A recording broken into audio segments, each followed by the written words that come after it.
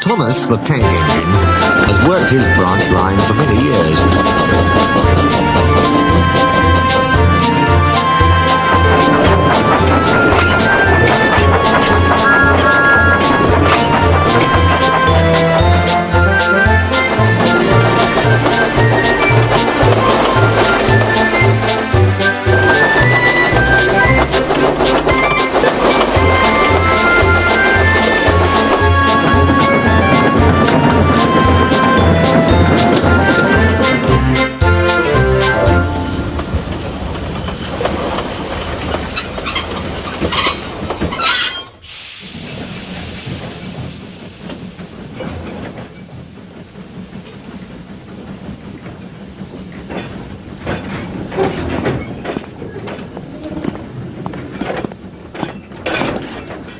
"You know just where to stop, Thomas," laughed his driver. "You could almost manage without me." Thomas had become conceited. He didn't realize his driver was joking. "Driver says I don't need him now," he told the others. "Don't be so daft," snorted Percy. "I'd never go without my driver," said Toby earnestly. "I'd be frightened." "Pooh," boasted Thomas. "I'm not scared." "You'd never dare." "I would then. You'll see." It was dark next morning when the firelighter came. Thomas drowsed comfortably as the warmth spread through his boiler. He woke again in daylight. Percy and Toby were still asleep.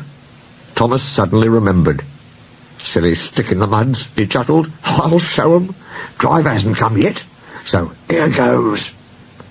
He cautiously tried first one piston, then the other. "They're moving, they're moving," he whispered. "I'll just go out, then I'll stop, and whee! That'll make 'em jump." Thomas thought he was being clever, but really he was only moving because a careless cleaner had meddled with his controls. He soon found his mistake. He tried to whee, but he couldn't. He tried to stop, but he couldn't. He just kept rolling along. "The buffers will stop me," he thought hopefully. But that siding had no buffers. It just ended at the road. Thomas's wheels left the rails and crunched the tarmac. "Horrors!" he exclaimed, and shut his eyes. He didn't dare look at what was coming next. The station master's family were having breakfast. They were eating ham and eggs. There was a crash. The house rocked, broken glass tinkled, plaster peppered their plates. Thomas had collected a bush on his travels. He peered anxiously into the room through its leaves. He couldn't speak.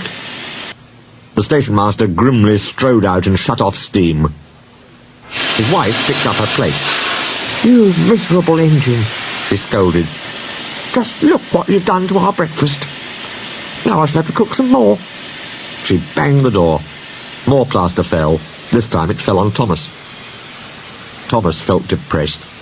The plaster was tickly. He wanted to sneeze, but he didn't dare in case the house fell on him. Nobody came for a long time. Everyone was much too busy. At last, workmen propped up the house with strong poles. They laid rails through the garden, and Donald and Douglas, puffing hard, managed to haul Thomas back to the yard. His funnel was bent. Bits of fencing, the bush, and a broken window frame festooned his front, which was badly twisted. He looked comic. The twins laughed and left him. He was in disgrace. "You are a really naughty engine." "Oh, no, sir. Oh, I'm sorry, sir." Thomas's voice was muffled behind his bush.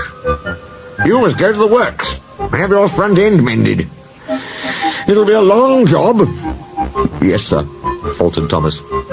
"Meanwhile," said the Fat Controller, "a diesel rail car will do your work." A diesel, sir," Thomas spluttered. "Yes, Thomas. Diesels always stay in their sheds till they are wanted. Diesels never gallivant after breakfast in station masters' houses." The Fat Controller turned on his heel and sternly walked away.